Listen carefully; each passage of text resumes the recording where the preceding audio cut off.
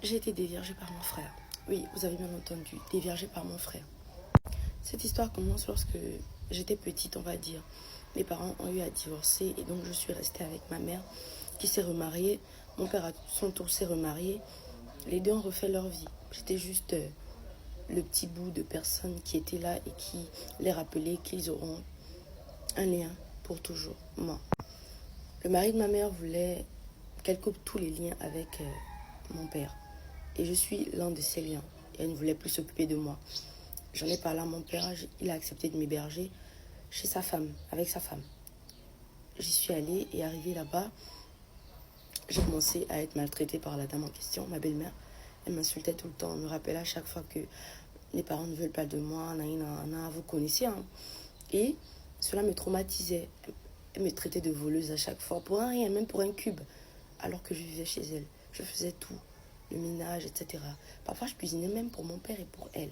Nous étions juste trois. Elle avait un fils, mais qui était à l'étranger, selon ce qu'elle a eu, ce que j'ai eu à entendre, on va dire ça comme ça. Et il y avait un voisin de ma belle-mère et de mon père. Il était très gentil avec moi. À chaque fois que ma belle-mère me maltraitait, m'insultait, il me consolait toujours. Il était vraiment là, présent. Moi, je le considérais comme un grand frère. Mais évidemment, le monsieur, il avait des arrière-pensées, comme tout homme. Ah, les hommes. Même quand on ne me donnait pas à manger chaque soir, quand mon père faisait des voyages, etc., il m'en donnait.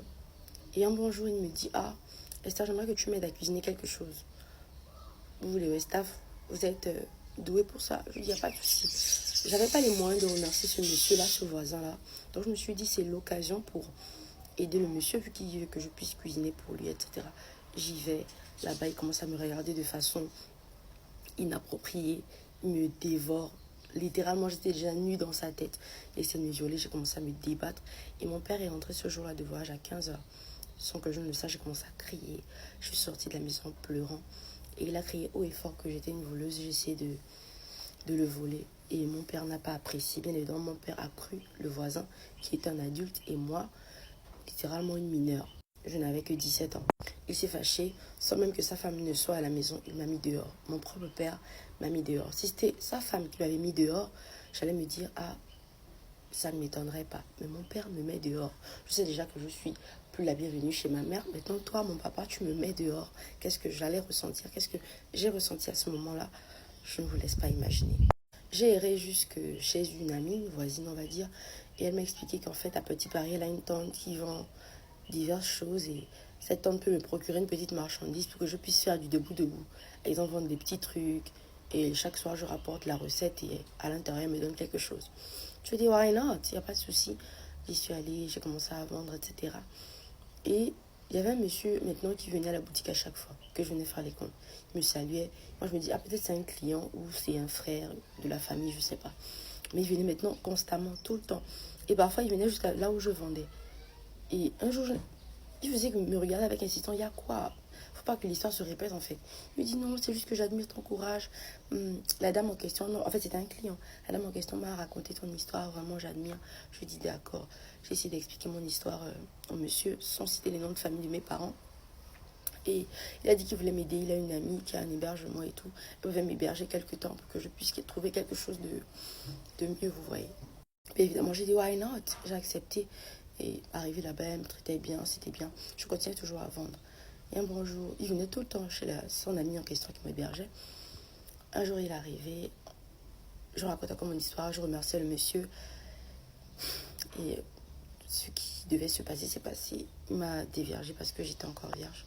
C'était pas mon vouloir tout de suite là, mais la façon dont ça s'est passé, j'ai aimé. Je me suis dit, ah, why not?